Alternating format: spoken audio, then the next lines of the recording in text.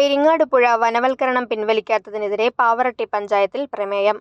വനവൽക്കരണം നടപ്പാക്കാനുള്ള കരട് വിജ്ഞാപനം റദ്ദാക്കണമെന്നാവശ്യപ്പെട്ട് പ്രതിപക്ഷ നേതാവ് വി.ഡി. സതീശൻ നിയമസഭയിൽ സബ്മിഷൻ ഉന്നയിച്ച് മാസങ്ങൾ കഴിഞ്ഞിട്ടും ഡീനോട്ടിഫിക്കേഷൻ ഉത്തരവ് ഇറക്കാത്തതിനെതിരെയും പിൻവാതിലിലൂടെ വനവൽക്കരണം അടിച്ചേൽപ്പിക്കാനുള്ള വനം വകുപ്പിന്റെ നീക്കത്തിനെതിരെയും പാവറട്ടി ഗ്രാമപഞ്ചായത്ത് ഭരണസമിതി യോഗത്തിൽ ഐകകണ്ഠേന പ്രമേയം പാസാക്കി.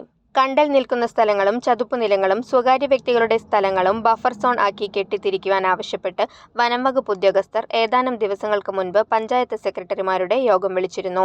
പഞ്ചായത്തിന്റെ അധീനതയിലുള്ള 234.18 ഏക്കർ ഭൂമി റിസർവ് വനമാക്കി മാറ്റാനുള്ള തീരുമാനം പിൻവലിച്ചതായി നിയമസഭയിൽ അറിയിച്ചിട്ടും ഇവിടെ വനവൽക്കരണം അനുയോജ്യമല്ല എന്ന RDOയുടെ റിപ്പോർട്ട് മുഖവിലക്കെടുക്കാതെയും വനം വകുപ്പ് ഇതുവരെയായിട്ടും ഡീനോട്ടിഫിക്കേഷൻ ഉത്തരവ് ഇറക്കിയിട്ടില്ലെന്നും ഇത് ഇവിടത്തെ ജനങ്ങളുടെ സ്വൈരജീവിതത്തെയും മത്സ്യബന്ധനത്തെയും ദോഷകരമായി ബാധിക്കുമെന്നും നിലവിലുള്ള കണ്ടൽ ചെടികളുടെ സംരക്ഷണം പഞ്ചായത്ത് തന്നെ ഏറ്റെടുത്ത് നടത്തുമെന്നും പഞ്ചായത്തിന്റെ അധികാരങ്ങൾ സംരക്ഷിക്കാൻ ഏതറ്റം വരെയും പോകുമെന്നും പ്രമേയത്തിൽ പറയുന്നു.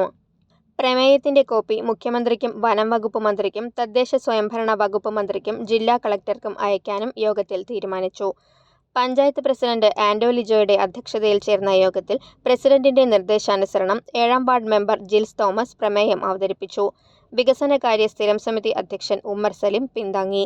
വൈസ് പ്രസിഡന്റ് റംസിയ മുജീബ്, സ്ഥിരം സമിതി അധ്യക്ഷരായ VJ വർഗീസ്, സുഹറാബി ഹമീദ്, മെമ്പർമാരായ KC Khadermon, Kamaluddeen Thoppil, Habeeb P. Ibrahim, Abini Sasi, Dhanya Sibil, Sumayya Tharayil, Ani Sunny, Bindu Samson, Saritha Rajeev, Lisha teacher തുടങ്ങിയവർ പങ്കെടുത്തു.